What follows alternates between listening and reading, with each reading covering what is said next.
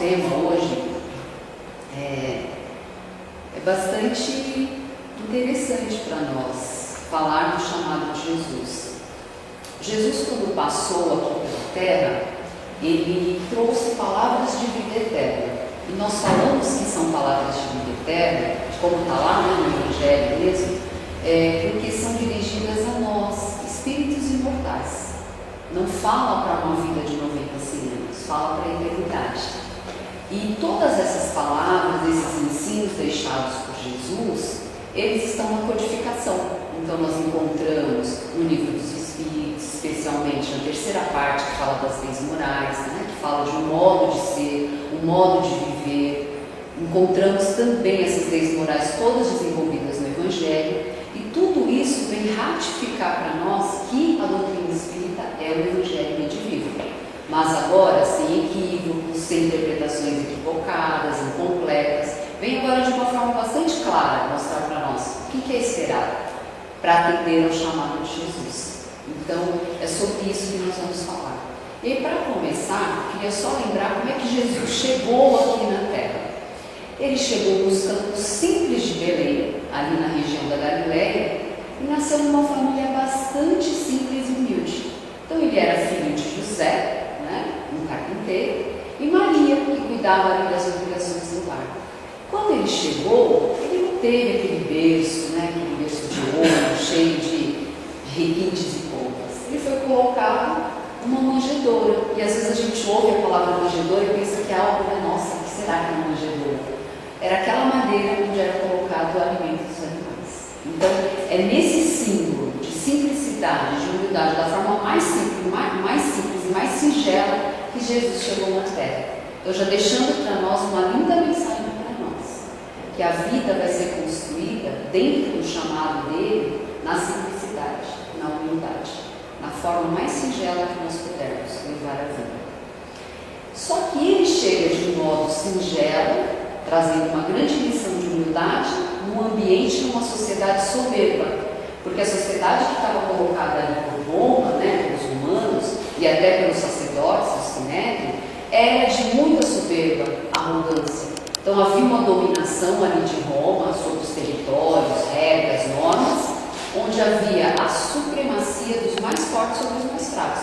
Então aqueles mais fracos, os judeus mais simples, mais humildes, eram praticamente desconsiderados, ou eles eram dominados por Roma, e muitos eram excluídos, doentes, mulheres. Então era uma sociedade bastante desafiadora para a mensagem que Jesus trazia. Havia também um relacionamento entre Roma e o Sinédrio, os sacerdotes, de uma política de boa vizinhança, ou seja, eu quero dominar vocês também, mas a gente aqui faz uma política de boa vizinhança desde que nenhum interfira nos interesses materiais e pessoais, não é? Então Jesus chega nesse momento, mas ele chega em meio a essa arrogância e essa vaidade, uma mensagem de amor, de humildade e de caridade. E essa mensagem, ela era dirigida a todos. Ele não foi levar a mensagem para os poderosos. Ele não foi levar a mensagem para os humanos nem para os sacerdotes. Ele trouxe para as pessoas simples. E ele começa a trazer e apresentar sua mensagem, a mensagem da Boa Nova, do Evangelho, para as pessoas humildes. Inclusive, os 12 apóstolos que ele convida são pescadores. Então, por que Jesus levou essa mensagem para os humildes? Porque eram eles, os mais simples, talvez até os excluídos mesmo da sociedade, eram os que tinham um coração mais dóceis, mais flexíveis para receber a sua mensagem. Ao contrário dos poderosos, que estavam tão envolvidos na soberba e na arrogância e no orgulho, que não iriam dar atenção. Até porque a mensagem do Mestre implicaria em mudança, implicaria em perdas de interesses pessoais que eles detinham na época. E ela é tão linda, porque ela impacta o coração das pessoas, porque fala assim: qualquer um de nós pode acessar essa mensagem, qualquer um de nós pode viver essa mensagem que o Mestre ensinou e deixou para nós há mais de 2000 anos. Não é para um público exclusivo, é para todos nós, para toda a humanidade. Por isso são palavras de vida eterna. Mas Jesus, quando chegou aqui com essa mensagem, ele tinha uma missão. A missão dele era uma missão espiritual. Ele foi enviado por Deus para ser o nosso guia, o nosso modelo, exatamente como está na questão 65 do Livro dos Espíritos. Ele veio com uma missão de conduzir a evolução de todas as pessoas que estão na Terra, encarnados e desencarnados, mas não apenas a evolução dos cristãos, dos judeus, dos budistas, dos taoístas, dos adeptos às religiões de matriz africanas, ou seja, todos, não é apenas para os cristãos. Por isso que são palavras de vida eterna, dirigida a toda a humanidade. E nessa mensagem, então, que ele traz, ele sendo guia, ele vai nos mostrar o caminho mais rápido, não sem desafios. Teremos desafios sim, mas ele mostra o caminho mais rápido para nos aproximarmos cada vez mais de Deus. Esse é o nosso objetivo, esse é o caminho. E o modelo, ele mostra para nós um padrão de comportamento. Como eu devo ser, como eu devo me comportar, como eu devo agir para ser de fato um cristão, para aquele que coloca Jesus como guia e modelo, que aceitar Jesus como guia e modelo não são apenas palavras ao vento, impacta em mudança de comportamento, mudança de pensamento, mudança até mesmo na forma de sentir, para eu poder me relacionar diferente com as pessoas. Então ele traz um padrão, né, de comportamento e ele traz um caminho a seguir. Por isso ele é um modelo. Então a missão espiritual de Jesus foi chegar aqui na Terra, convidar toda a humanidade para um novo tempo, para uma nova era, para a implantação do reino de Deus na Terra. E para isso, então, ele convida e ele mostra para nós tudo aquilo que ele já viveu. Porque quando ele veio aqui ensinar, ele não estava falando daquilo que ele ainda não havia experienciado, mas há mais de 4 bilhões de anos ele já havia vivido tudo aquilo que ele falou para nós. Tudo aquilo que ele falava, tudo aquilo que ele ensinava, vivia, era o que ele já tinha vivido, são experiências. Por isso Jesus falava com autoridade de espírito puro, autoridade de espírito perfeito. Então quando é perguntado quem Deus enviou para nós, para nos ajudar, eles falam Jesus, porque ele é puro, ele é perfeito. Então ele pode ser o exemplo para cada um de nós, do que a melhor forma de agir, a melhor forma de conduzir a vida. E Jesus então tinha já todas essas virtudes concretizadas, mas em nós são apenas potenciais ainda a serem concretizadas, a serem realizadas, desde que nós sigamos o caminho proposto pelo Mestre e também sigamos o modelo, o padrão de comportamento, de conduta que ele ensina. Aí nós também vamos concretizar essas virtudes. Então a escalada do monte, que é as bem-aventuranças, é uma proposta de concretizar virtudes para a nossa ascensão espiritual. Essa é a proposta do Mestre. E ele veio ensinar tudo o que ele viveu. E ele ensinava com autoridade. O que significa isso? Jesus ensinava fazendo, fazia ensinando, porque era um espírito puro e experiente. Já tinha passado por tudo que nós passamos e sabia como fazer as coisas. Sabia fazer a vontade de Deus, sabia viver as leis de Deus. Ele foi a mais pura expressão das leis de Deus na Terra. E esse é o convite, o chamado para nós aqui. Jesus foi médico, curou corpos, curou almas, foi professor, ensinou lições, repetiu lições, foi juiz, agiu com imparcialidade, com tolerância. Ele foi sábio, ele ensinou a ciência do bem a todos, sem distinção. Não escolheu para quem ele vai levou a mensagem, a ciência do bem para todas as pessoas. E ele foi um trabalhador divino. O que quer dizer isso? Ele serviu sem parar. Porque toda vez que ele estava ensinando, exemplificando, ele estava servindo a Deus e a humanidade. Então ele serviu sem esperar qualquer tipo de recompensa, ao ponto de, no final da trajetória, ele ser crucificado. Não é? Então esse é o nosso guia, esse é o nosso exemplo. E esse é o convite para nós começarmos a pensar. Mas vamos pensar no chamado que Jesus fez, que levou certo tempo para ser atendido, mas quando foi atendido, ele realizou lindamente a tarefa que foi chamado, que foi convidado. Foi Paulo, não é? Inicialmente Saulo. Saulo teve uma trajetória talvez parecida com a nossa, de teimosia, de rebeldia. Ele era um jovem muito inteligente, muito capacitado, havia estudado em várias escolas de Roma, de Atenas, tinha até cidadania romana, mas Saulo, apesar de toda a inteligência, toda a facilidade que ele tinha na comunicação e eloquência, ele ainda tinha muita soberba, muita arrogância. E tudo aquilo que para ele era verdade, ele defendia com muita rispidez. até mesmo com violência, para defender a verdade. Ele era um conhecedor das Escrituras. E ele achava que aquilo que estava escrito por Moisés e pelos profetas era a única verdade possível, então ele não aceitava qualquer coisa que fosse diferente ou que levasse a pensar diferente. E para defender isso, ele era, inclusive, violento, porque ele era ainda soberbo, ele tinha muita intolerância religiosa, enfim. E aí, Saulo estava ouvindo dizer, né, de uma doutrina que se espalhava, e ele estava incomodado. E ele ficou pensando, mas do que se trata, né? Estou falando de uma doutrina, né, filho de um carpinteiro, quem é esse, de onde saiu, não é? Saulo, diferentemente dos 12 apóstolos, não conviveu com o mestre. Ele tomou o conhecimento da doutrina posteriormente, diferentemente dos demais, dos 12, que conviveram ali aproximadamente 3 anos com Jesus. Então Saulo ouviu dizer dessa doutrina e ficou incomodado, e ele foi até a casa do caminho. A casa do caminho era o local onde os apóstolos se encontravam para seguir em frente com a doutrina do mestre, com a mensagem, né, que Jesus deixou, e eles repassavam. Esses detalhes nós sabemos que está contido no livro Paulo e Estevão. Não sei se alguém já teve a oportunidade de ler, uma bela obra, talvez a obra mais bela que eu já li. Então lá tem detalhes. Esses detalhes estão no Paulo e Estevão, porém nós temos em Atos dos Apóstolos também, essa trajetória de Paulo, a trajetória de Estevão, né? Então, Paulo e Estevão é esse livro que contém os detalhes. E ali diz que Paulo foi até a casa do caminho, onde se encontravam os apóstolos.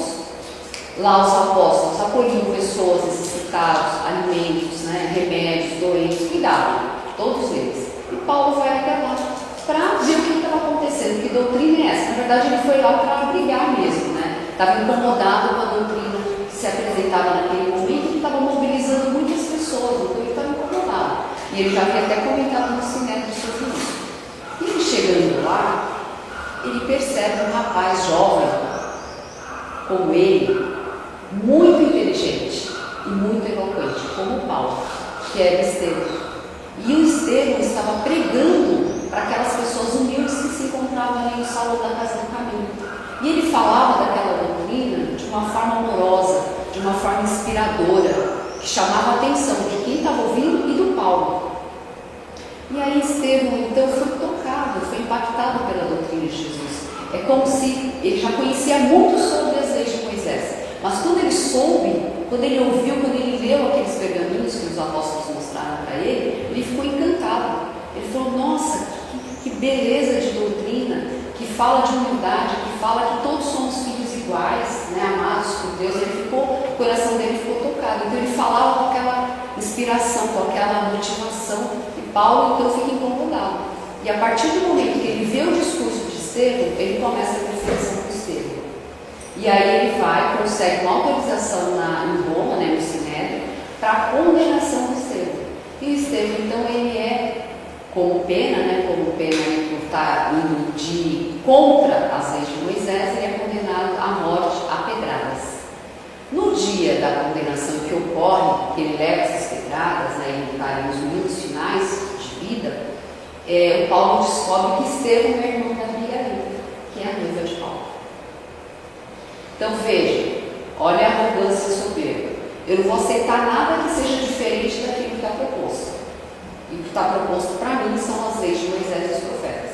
Essa doutrina eu não aceito. Não aceito que ele seja o Messias e tampouco a doutrina dele. Então, por essa razão, eu abro mão do meu amor, da minha noiva, e fico com uma ideia. Então ele escolheu, ele decidiu ficar com a ideia que ele tinha, intolerância religiosa. Ele era religioso. A mente dele não conseguia, o coração e nem a mente, se abrir para algo que pudesse vir complementar, que pudesse vir agregar. Então ele abriu mão da noiva. Passados alguns meses, ele se arrepende, porque ele fica aqueles meses na angústia, na dor, no sofrimento, né? E aí ele vai procurar Abigail, só que ele toma conhecimento que ela desencarnou. Então, devido ao abandono, o término do namoro, ficou com a saúde frágil, né? E aí ela, por tristeza e por outras questões de saúde, ela vem desencarnar.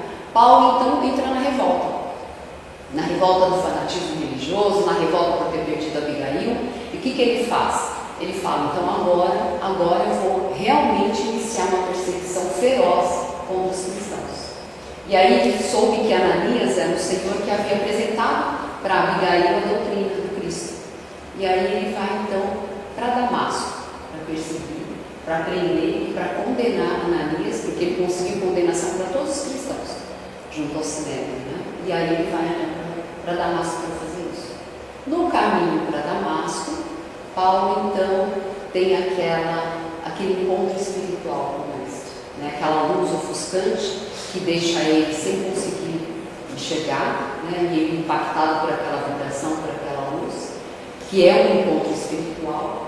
E aí a voz do Mestre: Saulo, Saulo, por que me persegues? Olha, imaginem a vibração, né, que vem nessa frase e até na cena, né, do Paulo estar ali sem enxergar, desse encontro espiritual. Paulo, nessa hora, se dá conta do erro. Paulo, nessa hora, se dá conta da perseguição injusta, de que ele realmente era o Messias, que os cristãos estavam certos em acreditar nele, em ouvir a sua voz, em ouvir os seus ensinos. Ele, Paulo, estava errado. Ele, Paulo, estava sendo injusto, foi um fanático religioso, não aceitou o novo, não aceitou o que veio completar a lei. Então, naquela hora, envolvido por essa vibração, né, pelo amor, até mesmo pelo amor do Cristo, Paulo diz: Senhor, o que queres que eu faça? Essa pergunta é uma pergunta que ela vem cheia de um profundo significado, não é apenas uma pergunta. Porque Paulo, quando ele faz a pergunta: Senhor, o que queres que eu faça? É como se ele dissesse: Mestre, eu errei, eu fui injusto, eu feri, eu machuquei, eu condenei, pessoas morreram pela minha injustiça e pela minha perseguição, e agora eu estou aqui. Então uma reação, ele foi proativo. Eu estou aqui, sinto culpa, sinto remorso, mas eu não quero vibrar no remorso, na culpa. Eu estou aqui para fazer o que precisa ser feito. Eu estou aqui para aceitar o seu chamado. Senhor, o que queres que eu faça? E o mestre não passou nenhuma lista de tarefas para Paulo. Simplesmente falou para ele: entra na cidade e será dito o que fazer. E entrando na cidade, Paulo encontrou Ananias. E Ananias então, né, devolve a visão a Paulo. E a partir daquele momento, Paulo começa a trajetória dele de aprendizados e de redenção, porque quando ele pergunta: o que queres que eu faça, a tarefa que Jesus iria passar, ia ser revelada ao longo da vida de Paulo, era a própria redenção do Paulo, era a própria transformação do Paulo, a ascensão espiritual dele. Então essa era a proposta, mas Jesus não falou: olha, eu quero que você faça isso, que você leve o Evangelho para as comunidades, que você escreva 22 cartas, né, que nós temos as 22 cartas que são pérolas para nós, de estudo, de aprendizado. Não, Jesus simplesmente falou isso. Então Paulo entendeu ao longo da vida que a tarefa foi revelada na vida dele, ao longo do tempo. Então ele deixou de ser o Saulo arrogante, soberbo e vaidoso, para ser o Paulo que serve, que tem compaixão, que ama, que é caridoso pelo próximo. Então ele se transformou do soberbo e arrogante no Paulo amoroso e humilde. Essa foi a redenção de Paulo. Então o chamado para o mestre não foi dizendo para ele o que fazer, porque Jesus olhava para Paulo, o olhar de Jesus era: o melhor é para nós. O olhar de que sabe que nós temos potenciais, sabe que nós temos amor, nós temos bondade aqui dentro. Mas temos também pontos a serem desenvolvidos, como Paulo tinha. E Jesus acreditou em Paulo, sabia da sua capacidade, da sua inteligência, da sua eloquência para levar o Evangelho para outras comunidades. Porque Pedro e os apóstolos ficaram em Jerusalém. Eles mal sabiam ler e escrever. Mas Paulo tinha inteligência, Paulo sabia ler, sabia falar, sabia se comunicar. Ele era o 13º apóstolo para levar o Evangelho para outras comunidades. Então Jesus sabia da sua capacidade, sabia da sua inteligência e conhecia o seu coração generoso e amoroso. Só precisava tirar as camadas grossas do orgulho que estavam envolvendo Paulo. Então assim foi. Paulo cumpriu a sua linda tarefa, né, de amor e de submissão a Deus. Conseguiu eliminar sim as camadas de orgulho para se tornar um Paulo mais humilde, mais amoroso. Levou o Evangelho para várias comunidades: Atenas, Éfeso, Filipos, Roma, Antioquia, Corinto, e assim foi. E o Evangelho, Pedro sustentou o Evangelho em Jerusalém, Paulo levou Então esse foi o chamado de Paulo. E agora o chamado para nós. Como é o chamado para nós? O que é que Jesus vem dizer para nós?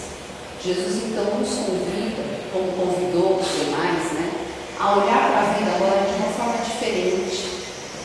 Não olhar para a vida apenas como uma vida de 90 segundos, mas Jesus nos convida a entender, a compreender que somos espíritos imortais. Estamos aqui por uma razão. Nossa vida tem um sentido, nossa vida tem um significado. Nós não estamos aqui como um barco à deriva, sem saber o que fazer, para onde ir. Não, nós renascemos, temos um projeto espiritual, como está lá na questão 258, nos organizamos para renascer com propostas. Deus nos passou tarefas. Dentro dessas tarefas que todos temos, as tarefas elas vêm com aprendizados para nós, aprendizados para construir virtudes, vem também com reparação, vem com necessidade de reparação. Tudo isso está dentro do projeto. Então o convite de Jesus é para olhar para a vida com mais sentido, com mais significado. Nós estamos aqui apenas para passar os dias, acorda, levanta, trabalha, vai e volta a dormir, acorda. Não, tem um sentido. Cada gesto, cada palavra, cada atitude, cada convivência nossa tem que ter um sentido, tem que ter um significado. A vida não é só correr atrás das coisas. Nós precisamos olhar para as coisas importantes que estão relacionadas com a alma. Isso é o que traz sentido e significado para a vida. E esse é o chamado do Mestre para cada um de nós. Ele chamou Zaqueu, estava lá, subiu na árvore para poder ver o Mestre. Zaqueu era um homem rico, mas ele já tinha o coração tocado. Ele queria algo mais. Só o dinheiro para ele não bastava, só o poder não bastava.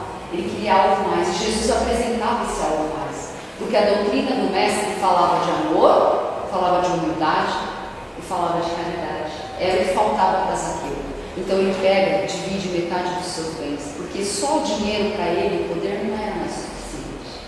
Madalena também tinha uma vida de vícios, era uma cortesã, vivia com joias, perfumes, tinha relacionamentos com romanos poderosos, mas aquilo já não satisfazia mais o coração dela. Mas Jesus chama, convida, e a doutrina do Mestre também impacta a Madalena. E ela deixa então e começa a servir, cuidando lá dos anciãos, que tinha as pessoas que tinham na época chamado de época. Também fez o convite a Simão Pedro, porque Simão Pedro, embora fosse, era talvez um dos primeiros a serem chamados, ele era ríspido ainda. Ele era um pouco intolerante também, até mesmo violento. No dia da prisão do Mestre, está lá no Evangelho de Mateus, ele corta a orelha de um soldado. Fica e fala, como assim para levar Jesus? Ele não queria, e ele vai lá e corta. Jesus, um mecanismo ali espiritual, ele repõe a orelha do soldado. Quem com ferro fere, com ferro será ferido. Então Jesus não queria que ele ficasse com essa dívida ainda ali, de ter sido violento. E ele, quando ele conversa com Jesus, ele fala que ele seguiria Jesus por todos os caminhos, que Jesus jamais poderia duvidar do amor dele. Aí Jesus disse para ele, Pedro, antes que o galo cante, você vai me negar 3 vezes. E Pedro fica indignado. Não, jamais. E foi o que aconteceu. Negou uma vez, negou 2 vezes, negou a 3ª vez. E aí o olhar dele se cruza com o olhar de Jesus, que Jesus já estava preso. E ali, naquele momento, Pedro entende o quão frágil ele ainda era. E Jesus disse, os homens na terra são mais frágeis do que perversos. Então não é maldade, é fragilidade, de nem se conhecer. Pedro nem sabia que ele era tão frágil assim. Ele achava que ele poderia sustentar o amor pelo Mestre em qualquer situação, mas diante da pressão, diante do medo de ser preso, ou até mesmo de morrer, ele negou o Mestre. Como nós, muitas vezes nós vamos ser frágeis ainda. E está tudo bem, estamos no processo de aperfeiçoamento. Então o chamado de Jesus é para que a gente possa fazer esse movimento. Como Pedro, como Zaqueu, como Madalena, como a mulher adúltera, que também ali conseguiu se livrar da morte, não é? Jesus teve misericórdia, pôs todos do grupo a pensar, quem aqui vai poder atirar a primeira pedra na mulher adúltera? Quem aqui não tem um erro, nunca se equivocou, nunca fez nada de errado? Ninguém teve coragem de levantar a pedra e atirar a mulher adúltera.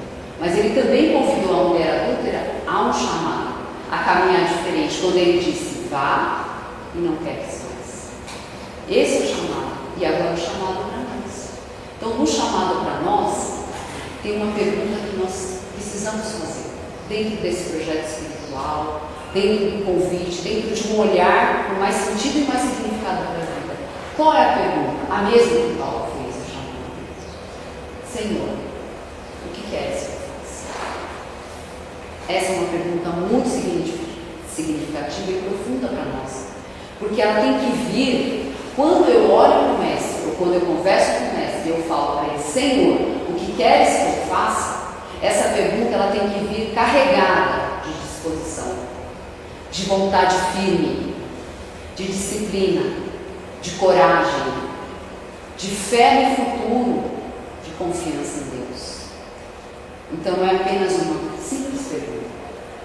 Quando eu me coloco à disposição e eu quero adotar, eu quero seguir Jesus como mestre, como guia, como modelo, essa pergunta ela tem que vir assim, cheia de vontade firme, de coragem, de transformação, de mudança. Vamos fazer tudo certo da primeira vez? Não. Vamos errar, vamos levantar, vamos cair, vamos negar como Pedro vamos ser intolerantes como Paulo vamos, mas a importância que temos que dar é qual o movimento, o próximo passo que nós vamos adotar.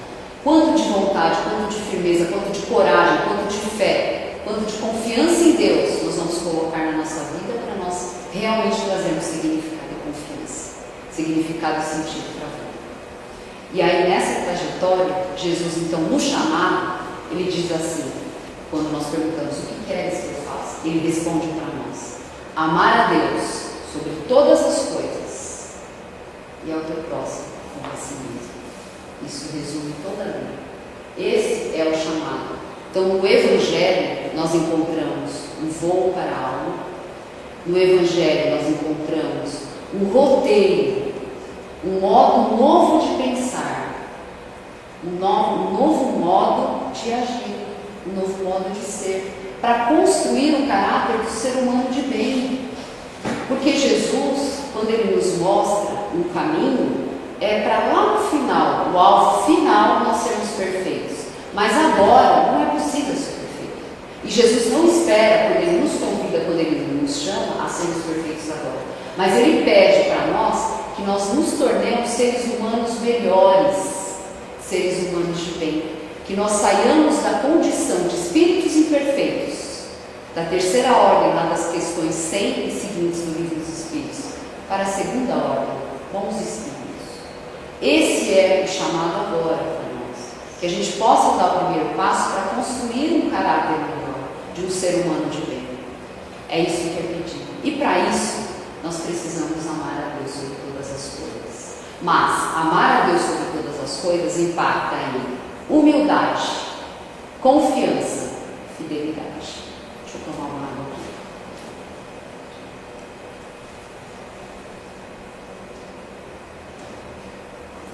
Humildade. Por que eu preciso de humildade para amar a Deus? Porque eu preciso entender que quem está no comando é Deus. Não sou eu que estou no comando das coisas. Quem está no comando das coisas é Deus. Deus é o Criador. Eu sou a criatura. É Ele quem passa as tarefas, é Ele que envia os recursos, é Ele que nos dá a vida. É Ele que nos traz essa proposta de um projeto espiritual, tarefas. Então Deus está no comando. E nós temos que ter submissão a Deus.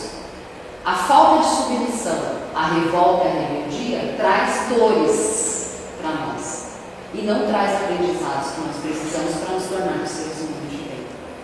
Precisamos colocar Deus no centro das nossas vidas. O que significa isso? Eu não posso eleger o vício, a droga, o dinheiro, o sexo, o poder acima de Deus. Deus, e o que Ele propõe para nós, as suas leis, as 10 leis morais que estão lá na terceira parte do Livro dos Espíritos, é um roteiro, é uma diretriz para a nossa vida. Aquilo tem que ser a baliza das minhas escolhas, das minhas decisões, e não os demais sexo, dinheiro, vício, poder. Deus tem que estar no centro das nossas vidas. Lá na questão 1009 do Livro dos Espíritos, Paulo Apóstolo assina esse item, uma parte lá no parágrafo, ele diz que o objetivo da humanidade é gravitar em torno da divindade. Ou seja, temos que gravitar em torno de Deus. Deus tem que estar no centro da vida. Isso é importante para nós, porque se Deus não estiver no centro, com certeza eu vou deixar as camadas de orgulho e de egoísmo tomar conta de mim e eu não vou viver minha vida com sentido, significado e nem atender ao chamado de Jesus. O que é ter fidelidade? O que é ter confiança? Na hora que bater a dor, que todo mundo aqui nessa sala passa por dores. Todos temos dores, todos temos desafios. Não tem como a gente, numa jornada, numa terra de provas e expiações, não temos dores. Todos temos, em níveis diferentes, tipos diferentes, porque somos espíritos diferentes. Mas todo mundo aqui tem desafio, tem dores na jornada. Vem uma cota de prova, vem uma cota de expiação, vem uma cota de reparação. Não podemos nos revoltar com Deus. Confiança, humildade, confiança. Ainda que tudo esteja contrário, ainda que as circunstâncias das pessoas estejam contra nós, mantermos a confiança em Deus, sabendo que Ele é amoroso, que Ele é bondoso e que Ele é justo. Se eu estou passando por uma dor, um desafio, tem causas. Capítulo 5 do Evangelho, causas atuais das aflições. Quem deu causa? Eu. Muitas vezes. Se eu estou passando por aflições ou dores, que não são causas de agora, são causas anteriores. Anteriores, quem deu causa? Eu. Então, de toda forma, a responsabilidade das consequências que estamos vivendo hoje, algumas dores, alguns desafios, alguma necessidade de aprendizado, estão relacionadas comigo.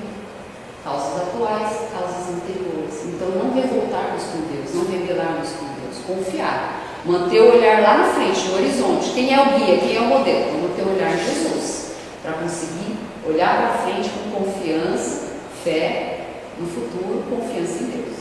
E fidelidade. O que é fidelidade? Fidelidade é: eu vivo as leis de Deus na convivência com o outro. Fidelidade significa como eu expresso a vontade de Deus no relacionamento com o outro. Como que eu trato as pessoas da minha casa, da minha família, como eu trato as pessoas aqui no centro, como eu trato as pessoas lá no meu trabalho corporativo, como é que eu trato as pessoas no cotidiano. É ali que eu vou expressar a minha fidelidade a Deus. Porque fidelidade a Deus não é falar assim: eu amo a Deus sobre todas as coisas, mas e no dia a dia? Você está expressando a vontade de Deus? Você está expressando as leis de Deus na hora que você fala um bom dia, na hora que você lida, você trata com o outro? Ou você está agindo com soberba, arrogância, às vezes maldade, às vezes falta de empatia, de compaixão, às vezes até com ódio, com vingança? Quem é duro, exigente, implacável, intolerante, não está expressando o amor de Deus, não está sendo fiel, não está tendo fidelidade na convivência. Fidelidade tem a ver com o outro. Então, o outro é a ponte que nos leva para Deus. E tem uma frase linda no livro Boa Nova, que fala assim, que os laços, Jesus conversando com os apóstolos, ele comenta. O livro Boa Nova é uma psicografia do Chico, é lindo também, fala dos bastidores do Evangelho, do tempo em que Jesus trouxe o Evangelho, E aí ele fala assim, que os laços de afeto, os afetos da alma, são laços misteriosos que nos conduzem a Deus. Afetos da alma, as pessoas que estão colocadas nas nossas vidas, são laços misteriosos que nos conduzem a Deus. Então cuidem dessas pessoas com muito cuidado, com muito carinho. Esses são os laços que vão nos levar a Deus. Olhem com bastante cuidado, com bastante carinho. Isso é ter fidelidade. Mas Jesus também diz, para aceitar o chamado, que nós temos que amar o próximo como a nós mesmos. Então precisamos nos amar. Como Pedro, como Paulo tinham fragilidades, nós temos. Eles tinham virtudes, nós também temos. Precisamos olhar para nós com um olhar doce e amoroso que Jesus olhou para eles, que Jesus olha agora para nós. Nós temos virtudes, nós temos qualidades, nós temos bondade, nós temos generosidade. O que nós precisamos então? Melhorar aquilo que ainda precisa ser desenvolvido. Se tiver um excesso de orgulho, um excesso de egoísmo, nós vamos eliminando as camadas, seguindo o roteiro proposto no Evangelho, que é um padrão de conduta. A partir do momento que eu adoto esse padrão de conduta, eu vou melhorando a mim mesmo. Mas eu preciso também me aceitar como eu sou. eu preciso ter autoestima, preciso me valorizar, já tenho muitas virtudes, tenho pontos a desenvolver, mas já tenho muitas qualidades, porque se eu não pensar assim, tem um caminho. Eu não faço o processo de evolução e de aperfeiçoamento que eu preciso fazer, eu fico parado, porque eu acho que eu não dou conta do que eu vou fazer. Então eu preciso também valorizar. Ainda sou frágil? Sou, preciso me perdoar. Então, auto-perdão, auto-compaixão e a lucidez, que é o que Jesus pede, para que a vida tenha sentido e significado de transformar aquilo que precisa ser transformado, mudar aquilo que precisa ser mudado, de acordo com o roteiro proposto pelo Mestre. Então, é isso, a gente se aceita, se perdoa, tem auto-amor e auto-compaixão, mas dá um passinho à frente para transformar aquilo que precisa ser transformado. Como Paulo fez, como Zaqueu fez, como Pedro fez, como Madalena fez. Todos os outros fizeram. É isso. E amar ao outro? Como é que eu vou amar ao outro, não é? Como é que eu vou conseguir? Primeiro eu amo a mim mesmo, para eu conseguir depois doar esse amor que eu tenho por mim para o outro. Como é que eu faço isso? Nós nos lembramos da Lei de Justiça, Amor e Caridade, que está lá, é a última lei da terceira parte. E essa lei, ela fala justamente do meu relacionamento com o outro. E no relacionamento com o outro, essa lei contém tudo que eu preciso para conviver. Porque percebam que evolução e aperfeiçoamento não é sozinho. Eu não vou conseguir construir virtude sozinho, no alto do monte, sozinho, isolado. Eu vou construir virtudes convivendo com as pessoas. Como é que eu vou construir paciência? Tem uma pessoa que tira a minha paciência em casa. E aí eu vou exercitar a paciência. Entende? Que eu sempre vai ser em contato com o outro. Aí qual que é o convite aqui? Eu preciso de caridade. Eu preciso de humildade. Por que eu preciso de humildade? Porque eu preciso entender que eu não sei tudo e eu não sou melhor que ninguém. Que todos somos iguais e todos estamos num processo de aperfeiçoamento. Porque se eu achar que eu sou superior e melhor que o outro, como é que eu vou tratar o outro? Vou humilhar, vou pisar, vou achar que o outro é inferior a mim. Então, humildade para entender o meu posicionamento. Eu estou no processo de aperfeiçoamento, tenho qualidades e tenho imperfeições. O outro também está no mesmo processo, tem qualidades e tem imperfeições. Então, eu preciso dessa humildade, porque senão eu saio magoando e ferindo. Quando eu ajo com humildade, que é a proposta do Mestre, está lá no capítulo 15, no item 3 do Evangelho. Eles trazem, eu achei fantástico o Kardec trazer isso para nós. Ele fala assim que o resumo da moral do Cristo é humildade e caridade. Olha que perfeito. Humildade se opõe ao orgulho, caridade se opõe ao egoísmo. Quais os dois grandes obstáculos que impedem a gente de evoluir? Questão 785 do Livro dos Espíritos: orgulho e egoísmo.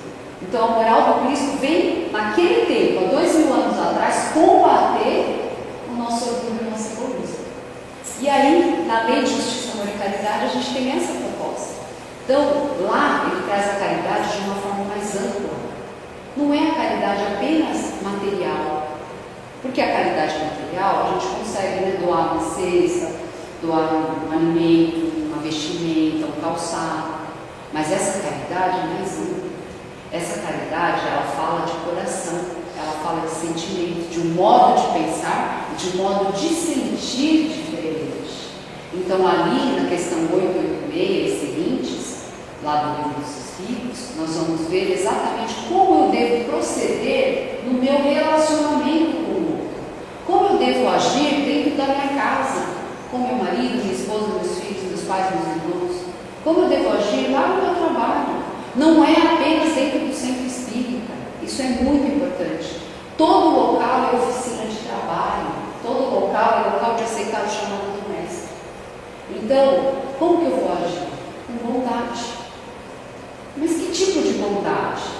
Não sei vocês, mas eu percebo que existe uma bondade seletiva por aí. Eu só sou bondoso com a minha turma. Eu só sou bondoso se for espírita. Eu só sou bondoso se for do mesmo partido político. Eu só sou bondoso se for da mesma orientação sexual. E não pode ser assim. Bondade não pode ser seletiva. A bondade que Jesus ensinou e que convidou a todos e exemplificou é bondade para com todos, sem exceção, acolhimento a todos. compreensão, respeito, empatia, compaixão, tolerância com todas as pessoas. Porque muitas pessoas falam, não, eu não sou preconceituoso, mas faz piada racista, faz piada homofóbica, faz vários tipos de piada que humilham, que é preconceituosa, até de região, né, às vezes Nordeste, enfim. Bondade não pode ser seletiva, bondade é bondade com todos, certo? Indulgência, que também é necessário. O que é indulgência? Indulgência é assim, Jesus olhou para o Paulo, sabia que ele era fanático e intolerante, mas ele olhou para o lado bom do Paulo. O que ele olhou? O coração generoso, a capacidade de levar, né, de ser carismático, de inspirar pessoas, de levar, né, a boa nova para as comunidades. Então Jesus tinha um olhar focado naquilo tudo que tinha de melhor e de bom, e não naquilo que era negativo. Então a indulgência convida, chama todos nós a olhar para o lado bom das pessoas. Qual a qualidade que aquela pessoa tem? Por que eu vou focar só no defeito dela? Como eu quero ser vista? Eu quero ser vista por tudo aquilo que eu já faço legal, que eu faço bem. Eu não quero ser visto pelos defeitos que eu tenho que desenvolver, pelas minhas imperfeições que eu sei que eu preciso trabalhar. Então a indulgência pede para nós o olhar às lentes de Jesus. O que propõe as lentes de Jesus? Eu procuro olhar o lado bom das pessoas. Então tem uma pessoa que ela fala muito da vida dos outros, né? Que o pessoal fala fofoca, né? Fofoqueira, adolescente, mas ela tem uma qualidade tão linda. Ela é tão comprometida com as tarefas. Ela é tão dedicada, tudo que ela pega fica impecável, fica perfeito, ela é responsável. Então eu vou olhar para esse lado dela e talvez eu possa acolher uma tarefa em algo importante, ajudar na casa espírita, por exemplo. Mas se eu focar só na maledicência, nessa imperfeição que ela ainda precisa desenvolver, talvez eu não consiga agregar na casa, primeira tarefa. Entendeu, gente? Então a indulgência pede de nós, além de Jesus, vamos olhar para o outro com as qualidades que ele tem. Como eu quero ser olhado? Porque aí nós vamos convivendo com mais bondade, mais humildade, mais caridade. E aqui precisa de humildade também. Humildade para quê? Para reconhecer que eu tenho muitos pontos bons, mas também tenho muitos pontos a desenvolver. Tenho fragilidades. Quando eu olho com essa humildade para mim mesmo e para o outro, eu aceito o outro como ele é. Porque ele também está no processo de aprendizado. Se eu ainda não estou perfeito, se eu ainda estou trabalhando as minhas fragilidades, por que eu vou exigir do outro a perfeição? Por que eu vou exigir do outro que ele seja impecável em determinadas atitudes, se eu mesmo ainda não sou? Então essa é a indulgência que é pedida. É isso que é o convite, né? A lente de Jesus. A indulgência que aquelas pessoas tiveram com a mulher adúltera, porque ninguém ali tinha capacidade de falar assim, eu nunca vou errar. Quem aqui nessa sala tem capacidade de falar isso? Nunca errei. Ou ainda não foi. Não tem como. Então vamos ser indulgentes com o outro, porque na medida que eu julgo o outro, nós seremos julgados. Foi isso que Jesus falou. Na medida que julgar, sereis julgados. Então, seja complacente, né? Seja compassivo com o outro. Olhe, tente olhar. Toda vez que vier aquela vontade de querer apontar o dedo para o negativo de julgar, já faz essa reflexão. Peraí, o chamado de Jesus é outro. Então vou tentar olhar o lado bom. O que essa pessoa tem de melhor? Virar a lente, usar as lentes de Jesus. Esse é um grande aprendizado para nós. Porque o nosso olhar sempre vai para o que é imperfeito. Porque nós ainda somos imperfeitos, mas há necessidade de uma mudança de lente de olhar para a vida. E o perdão. Como nós vamos conviver com o outro sem perdoar? Como eu posso, se ontem, ou antes de ontem, ou semana passada, eu feri e magoei alguém? De um gesto impensado, de uma palavra ríspida, de uma grosseria, de algo que eu deixei de fazer ou que eu fiz que não deveria. Porque nós aqui estamos em aprendizado e vamos ferir. Inconscientemente, sem querer, acabamos ferindo e vamos receber também ofensas. Não tem como viver na vida, no mundo de terra, de provas e expiações como a terra, sem ferir e sem ser ferido. Quando nós estivermos no reino de Deus implantado, isso vai ser muito, né, quase uma exceção, quase não vai acontecer, mas agora ainda é muito comum acontecer. E sem perdão, não tem convivência, não tem como viver.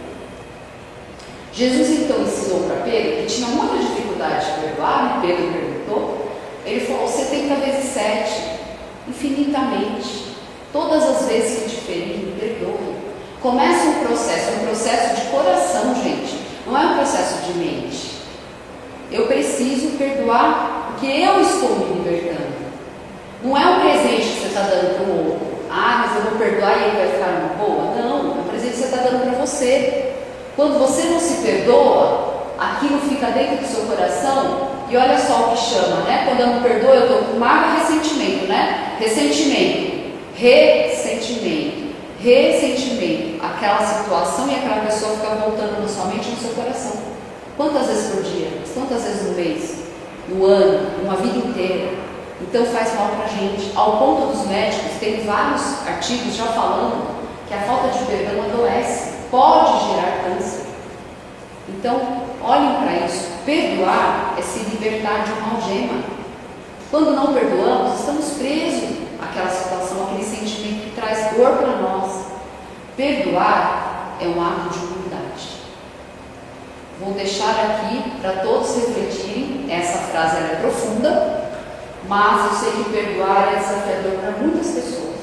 Para todos nós é desafiador.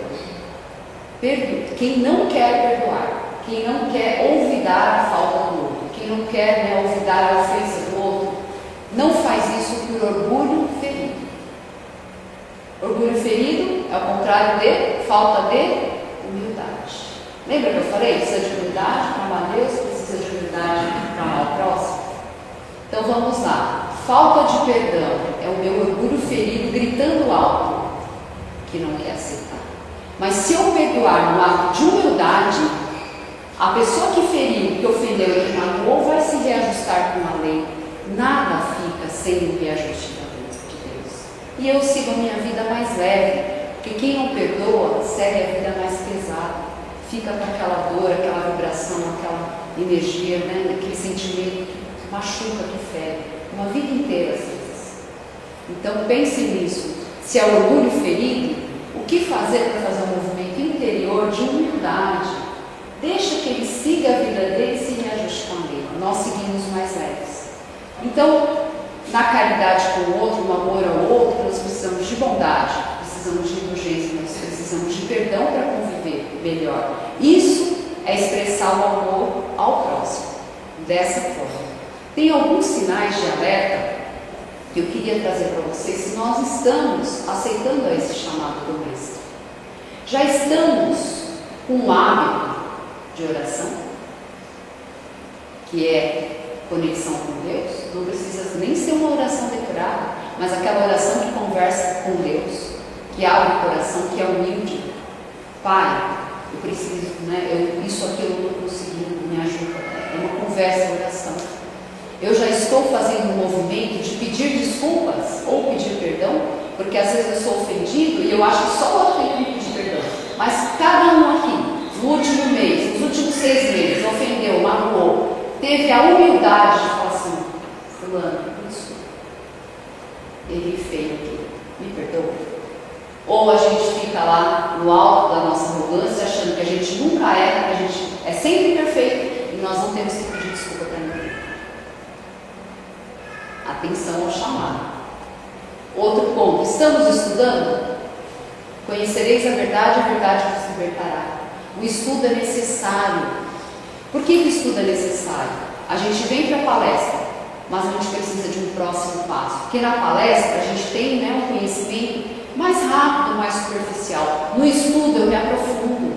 O que é esperado de cada lei? Como eu tenho que agir para seguir as 10 leis morais? O que foi que Jesus ensinou no detalhe? Então eu preciso de estudo. Eu preciso de comportamentos que levem amor, que levem união. Ou será que eu estou chegando nos ambientes e estou levando mais discórdia, como se diz popularmente, botando lenha na fogueira, não é? Então atender ao chamado é chegar com amor, chegar com união, chegar com diálogo. Onde tem violência, eu chego com diálogo. Eu não vou chegar com a briga, com a violência. Eu vou chegar com diálogo para propor uma solução melhor para todos, não é? E onde a gente encontra a maldade? Você chega no ambiente, você percebe a maldade na fala, não é às vezes humilhando o outro. Você chega com a tua bondade, com o teu bom exemplo. acolhendo determinada pessoa, não é? Sendo generoso, com gestos e palavras de generosidade e de bondade, tudo isso é aceitar o chamado do Mestre. Tudo isso é aceitar o chamado do Mestre. E nós já estamos servindo? Pensem nos exemplos de chamados que eu trouxe aqui. Paulo, Pedro, não é? A Madalena, os amigos. Já estamos servindo? Porque o trabalho, servir a Deus, é exatamente se transformar na tarefa como Paulo e todos os outros se transformaram. É executando a tarefa é que eu vou me tornando mais humilde, mais amoroso. Eu vou eliminando as camadas de orgulho e de egoísmo. É executando a tarefa. Então eu já estou servindo, já estou atendendo a esse chamado para me transformar na execução da tarefa. Então tudo isso é importante. Um outro ponto, onde tem ignorância. Ignorância, se não é que a pessoa, às vezes usa popularmente, a pessoa é ignorante, não. Ignorância, ou seja, não tem conhecimento. Eu chego com gotas de sabedoria, vou levando aquele ensino, aquele esclarecimento de forma amorosa, não é compassiva, ou eu chego com baldes de arrogância. Então, é isso, o chamado é esse. Jesus, então, nos chama agora para que nós sejamos as suas cartas vivas andando pela terra. Atender ao chamado impacta em mudança, impacta a trazer sentido e significado para a nossa vida, a dar o próximo passo. Então nós que já assistimos palestras, nós que já estudamos na casa, é pedido um passinho à frente para nos tornarmos melhores, seres humanos melhores, com um novo caráter, o caráter do ser humano de bem, que vive a proposta do chamado do Mestre. Então, que nós possamos caminhar com mais lucidez, fazendo boas escolhas, caminhando e convivendo de uma forma mais amorosa, mais pacífica com o semelhante, dentro da proposta que a gente falou, com mais humildade. Humildade é a bem-aventurança primeira, é a base. Sem humildade, todo o restante fica comprometido, que foi o que aconteceu com Paulo. Então, precisa humildade para que a gente possa atender a chamada do Mestre e sermos cartas vivas andando pela terra. Que Jesus, então, abençoe as escolhas, a caminhada de cada um de vocês. Muito obrigada pela atenção e pela presença.